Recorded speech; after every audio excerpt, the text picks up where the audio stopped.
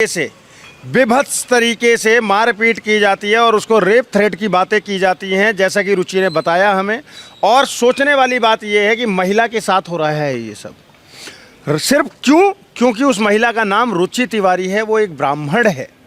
मैं बार बार एक बात बोलता हूँ, ये कल आपकी बेटी भी हो सकती है, आपकी बहन भी हो सकती है, इसलिए अब अपनी बहन बेटियों के लिए आवाज़ उठाओ, मजबूती से खड़े हो जाओ। अगर सरकारें बहरी हो गई हैं तो सवर्ण समाज बहरा ना हो। सवर्ण समाज अपनी आंखें खुली रखे, अपने कान खुले रखे और अपनी भुजाएं तैयार रखे। कभी भी आंदोलन हो सकता है और कभी भी ये जो मानसिकता हो गई है ब्राह्मणों के खिलाफ नफरत भरने की, इन लोगों को जवाब देने का समय आ सकता है। होगा तो हम आंदोलन करेंगे। फिर आप सड़क पर आओगे? अगर ये यूजीसी को सेम गाइडलाइन के साथ में बहाल करते हैं तो हम आंदोलन करेंगे। अच्छा, एक और फर्क बता देता हूँ, हमने भी आंदोलन किए, हमने भी प्रदर्शन किए यूजीसी के खिलाफ, लेकिन किसी बहन बेटी की इज्जत के साथ खिलवाड़ नहीं किया, किसी बहन बेटी को लिंच करने की कोशिश नहीं करी। हमारे सामने भी लेफ्ट मीडिया आई, हमसे सवाल करे उन्होंने, हमने सवालों के जवाब दिए। हाथ वो उठाता है जो कमज़ोर होता है, जिसके पास जवाब नहीं होता है। एक प्रश्न मैं पूछना चाहता हूँ आज तमाम देश के लोगों से कि यूजीसी की आड़ में जो लोग ब्राह्मणवाद से आज़ादी चाहते हैं, क्या आप लोगों ने कभी भी इनको आतंकवाद से आज़ादी मांगते हुए देखा है क्या? इनकी वीडियो पब्लिक डोमेन में पड़ी हुई है। भारत तेरे टुकड़े होके नारे लगाते हैं। ये अफजल गुरु के समर्थन में नारे लगाने वाले लोग हैं, याकूब मेनन के समर्थन में नारे लगाने वाले लोग हैं। और अगर ये लोग यूजीसी लाना चाहते हैं तो इसको समझ लो कि ये सुनियोजित तरीके से सवर्णों का नरसंहार कराने की एक योजना है। यूजीसी सिर्फ एक बिल नहीं है, सवर्णों का नरसंहार कराने के लिए एक ब्रह्मास्त्र की तरह ये लोग यूज करना चाहते हैं, जैसे ये लोग SC/ST एक्ट को यूज करते आए हैं। सही। नमस्कार, मैं सुरजीत और आप देख रहे हैं दोस्तों द लोकसभा। दोस्तों, एक पत्रकार पे हमला होता है और उसके बाद एक कहा जाता है कि ब्राह्मणवाद जिंदाबाद का नारा लगाया जाता है, और कई लोग ये भी कहते हैं कि उन्हें उकसाया जा रहा था, पोक किया जा रहा था। उसके बाद हमला हुआ। ये हमला था DU कैंपस की। तो हमें लगा पूछना चाहिए और जानना चाहिए कि लोगों से कि जो चश्मदीद थे, जो वहाँ पे गए थे और जिन्होंने उस लड़की को उस भीड़ से बचाया, उसके बाद उन्हें बचाकर घर पहुँचाया और सुरक्षित रखा, उनसे जानेंगे कि आखिर कल हुआ क्या था प्रॉपर। और उसके बाद ये भी जानने की कोशिश करेंगे कि आखिर ये लोग JNU गैंग या डफली गैंग जो बोलते हैं वो क्या चाहते हैं और किस तरीके से पेश करना चाहते हैं इस मुद्दे को। क्योंकि अलग अलग एंगल से अलग अलग तरीके से वीडियो लाया जा रहा है और कहा जा रहा है कि देखिए वो लड़की गलत है, तो कहीं वो कहा जा रहा है कि नहीं JNU वाले सही हैं, कोई कहता है DU वाले बच्चे सही हैं, कोई कहता है कि नहीं वो लड़की बहुत गलत है, उस गलत सवाल कर रही थी इस वजह से। कुछ लोग ये भी कह रहे हैं कि वो पत्रकार नहीं थी, पत्तलकार कह रहे हैं। कुछ लोग कई तरीके के आरोप लगा रहे हैं। तो हमें लगा जो व्यक्ति वहाँ पे सामने मौजूद था, जो पूरी घटनाओं के सामने से देखा है, वही बेहतर बताए तो अच्छी बात होगा। क्या नाम है सर आपका? इंद्रेश द्विवेदी। लड़की का नाम था रुचि तिवारी। क्या हुआ था कल? देखिए, हमारे पास में जैसी खबर आई कि रुचि तिवारी के साथ में दिल्ली यूनिवर्सिटी के नॉर्थ कैंपस के बेसिकली आर्ट फैकल्टी के पास में उसके ऊपर पे हमला किया गया।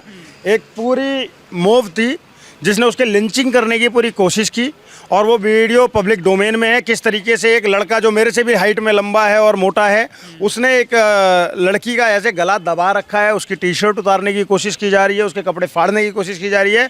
और जैसा कि रुचि तिवारी अब बता भी रही है, वो जब बात भी हुई हमारी कि उसके कान में लड़कियाँ बोल रही थी कि तेरा तो रेप हो जाएगा, तेरा तो ये हो जाएगा, वो हो जाएगा। तो आप सोच कर देखिए कि एक महिला पत्रकार के साथ में इस तरीके से विभत्स तरीके से मारपीट की जाती है और उसको रेप थ्रेट की बातें की जाती हैं, जैसा कि रुचि ने बताया हमें।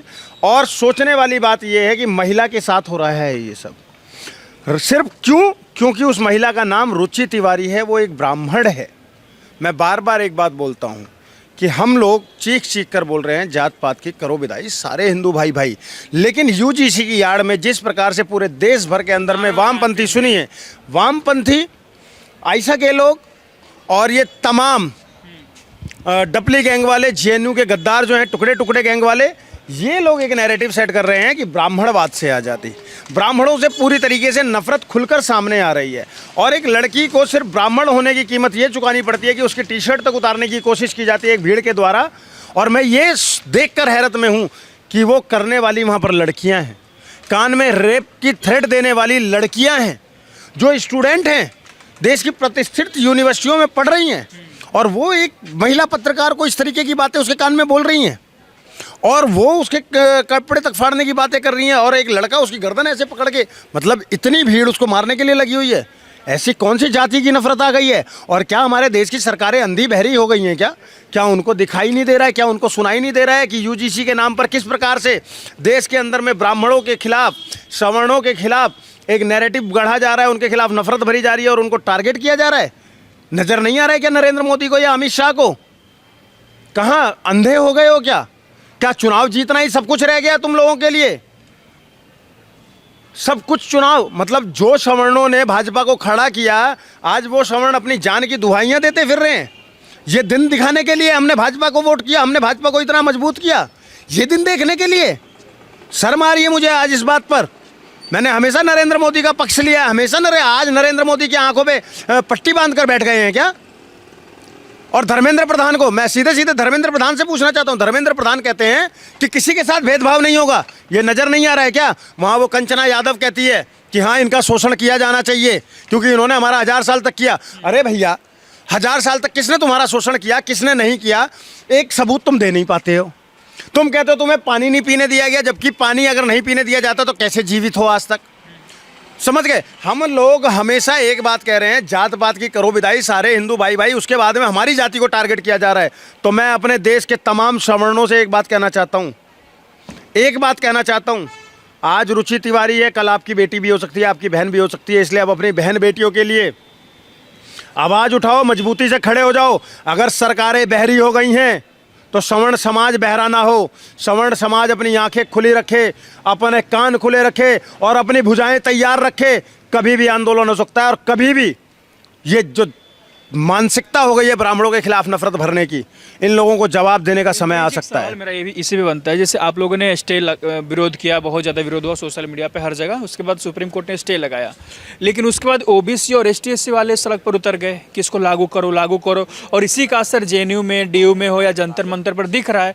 तो अब तो सरकार दोनों तरफ से, पहले आप लोगों ने रोक लगाया, फिर उसके बाद बोलते तुम लाओ, तो ये तो लड़ाई चलता रहेगा। चाहते क्या वो लोग? नहीं, अब मैं एक बात बता देता हूँ, बहुत जिम्मेदारी के साथ बोल रहा हूँ, क्योंकि हर समाज के लोग मेरे साथ उठते बैठते हैं, मेरे भाई हैं, मेरे दोस्त हैं, हर एक समाज के लोग, SC भी, OBC भी, SC/ST भी मेरे दोस्त हैं, OBC भी मेरे दोस्त हैं और सवर्ण तो हैं ही हैं।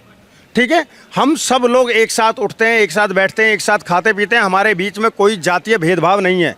या और ये जितने भी लोग UGC का समर्थन कर रहे हैं और UGC को लागू कराना चाहते हैं, ये तमाम वही लोग हैं जिनके दिमाग में जातीय कुंठा भरी हुई है, जिनके दिमाग में ब्राह्मण, ठाकुर और बनिया के खिलाफ में नफरत भरी हुई है, वही लोग UGC का समर्थन कर रहे हैं। अन्यथा जातिवाद जैसा कोई नैरेटिव नहीं है।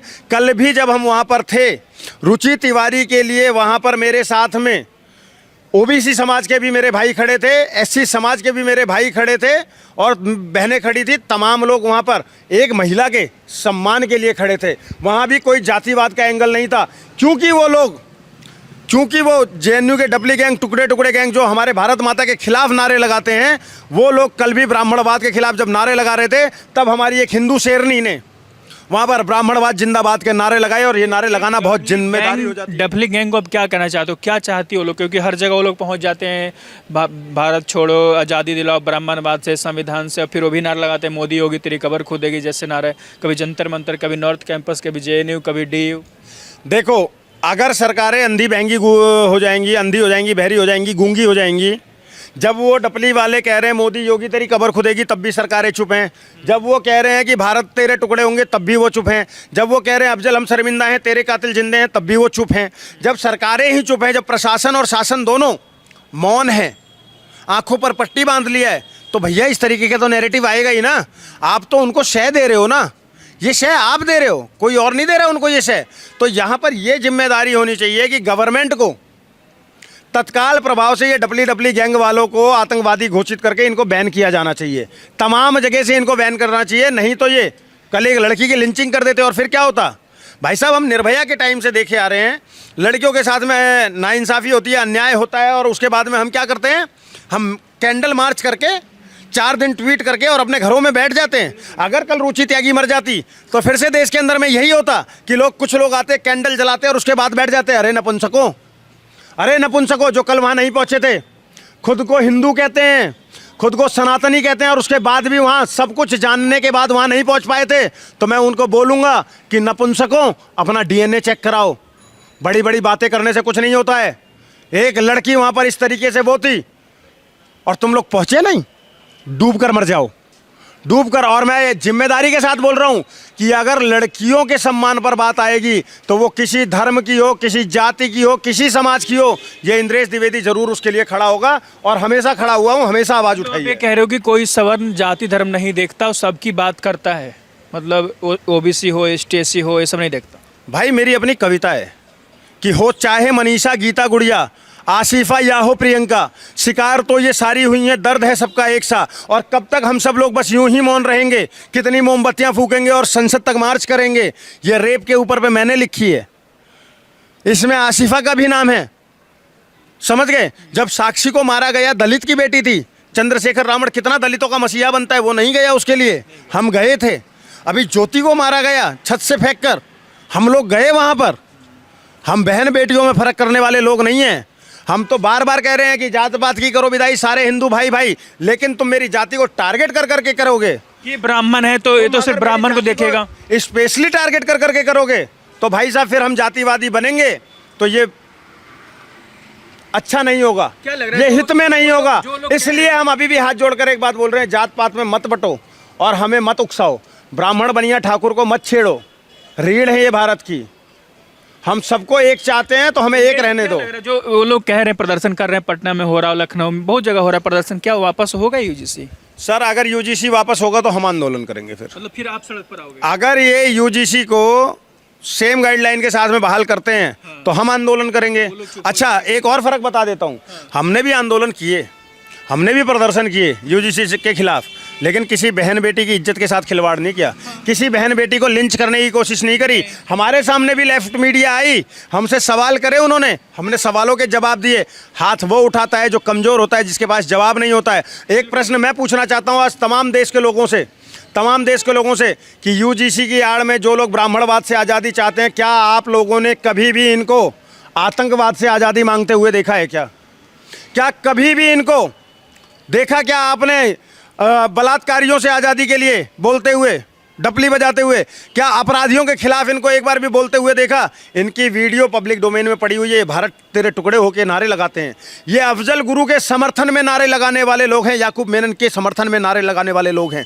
और अगर ये लोग यूजीसी लाना चाहते हैं तो इसको समझ लो कि ये सुनियोजित तरीके से सवर्णों का नरसंहार कराने की एक योजना है। यूजीसी सिर्फ एक बिल नहीं है, यूजीसी सिर्फ एक बिल नहीं है, सवर्णों का नरसंहार कराने के लिए एक ब्रह्मास्त्र की तरह ये लोग यूज करना चाहते हैं, जैसे ये लोग SC/ST एक्ट को यूज करते आए हैं। सही लगता है जेएनयू और डीयू जैसे बड़े प्रतिष्ठित में संस्थान में इस तरीके की घटनाएं होती है और उसके बाद बाहर खबर निकलता है कि जेएनयू में ऐसे हो गया, डीयू में ऐसे हुआ, क्योंकि यहाँ लोग बहुत दूर दूर से बच्चे पढ़ने आते हैं और काफ़ी टॉप लेवल की यूनिवर्सिटी हैं लोग। सर मैं बहुत बेसिक सी बात बताऊंगा, 2012 का मैं भी पास आउट हूँ दिल्ली यूनिवर्सिटी से ही। और हमारे समय पर दिल्ली यूनिवर्सिटी के अंदर में सिर्फ राष्ट्रवाद के नारे चलते थे और एक भी वामपंथी वहाँ पर फन नहीं उठा सकता था। जेएनयू में तो शुरू से गद्दार रहे हैं, लेकिन दिल्ली यूनिवर्सिटी हमेशा राष्ट्रवादी स्टूडेंटों की धरती रही है। मुझे आज ये बोलते हुए अफसोस के साथ बोल रहा हूँ और ABVP वालों के लिए ये प्रश्न छोड़कर जा रहा हूँ कि कमी कहाँ पर रह गई कि दिल्ली यूनिवर्सिटी नॉर्थ कैंपस की धरती पर वामपंथी इतने उग्र हो गए कि उन्होंने एक महिला पत्रकार पर हमला कर दिया। उनकी इतनी सह कैसे हो गई, कहाँ कमी रह रही है, ये ABVP वाले देखें, ये ABVP वालों को देखना चाहिए कहाँ कमी रह गई, क्योंकि उसी दिल्ली यूनिवर्सिटी से हम भी पास आउट हैं और जब तक हम थे एक भी वामपंथी वहाँ पर फन नहीं उठा सकता था। सिर्फ वहाँ राष्ट्रवाद की बातें होती थी, देशभक्ति की बातें होती थी और पढ़ाई की बातें होती थी। 2012 तक यूनिवर्सिटी में ऐसा क्या हो गया यूनिवर्सिटी के अंदर में कि अचानक से वामपंथी इतना शक्तिशाली हो गया कि वहाँ महिला पत्रकारों पर हमला कर दिया? ये सोचने की बात है। ABVP के लिए प्रश्न छोड़कर जा रहा हूँ और जवाब अगर हो किसी के पास में तो जरूर देना, जरूर देना। एक सवाल और बनता है, बंगाल में मस्जिद बन रहा है, बाबरी मस्जिद, फिर से 12,000 लोग नमाज पढ़ने पहुंच गए हैं, पैसे वैसे लेकर पहुंच जा रहे हैं और इस बार तो कह रहे बना के रहेंगे और योगी जी इधर कहते हैं क़यामत की रात तक नहीं बनने देंगे। देखो मैं आज ना राजनेताओं पे कोई बयानबाजी इसलिए नहीं करना चाहूँगा कि राजनेता आज मुझे ये लग रहा है कि किसी के सगे नहीं हो रहे हैं। अगर वो यूजीसी के नाम पर सवर्णों का नरसंहार कराने की कोशिश कर रहे हैं और भाजपा का एक भी बड़ा नेता नहीं बोल रहा है, एक भी ब्राह्मण चेहरा नहीं बोल रहा है, तो मैं उनके ऊपर पे कोई बयानबाजी करने के बजाय सिर्फ एक बात कहूँगा कि भारत के अंदर में बाबरी बनेगी तो बाबरी को हम गिराने का काम करेंगे। जय श्री राम।